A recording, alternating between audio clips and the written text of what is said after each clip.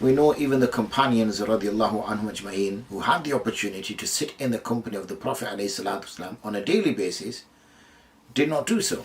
So even though the opportunity presented itself to sit in the company of the Prophet ﷺ for hours on end, days on end, they still understood the responsibility that rested on their shoulders of earning a living. In fact, the Prophet ﷺ himself would earn a living until his work became so demanding as a prophet that he had to, and it was encouraged to, step aside and now rely on the Baytul Mal or efforts of that, finances from that order in order to focus on the work he did. But that was very late on.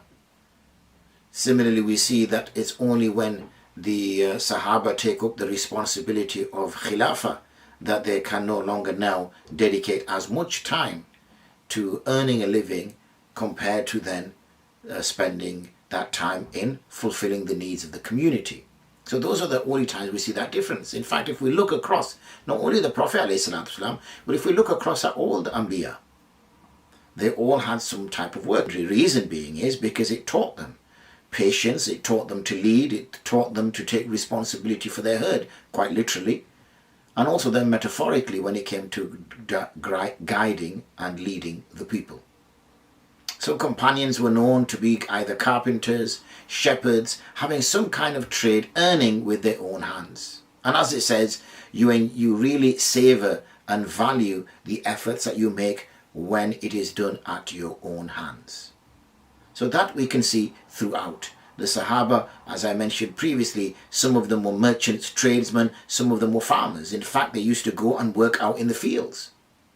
And when they would return, the Prophet ﷺ would say that when you come for a Jumu'ah, then go perform ghusl and apply some itr. Why? Because the masjid was very small, and it is that when you work out in the fields and you do not bathe, then obviously there's naturally going to be that you're going to sweat.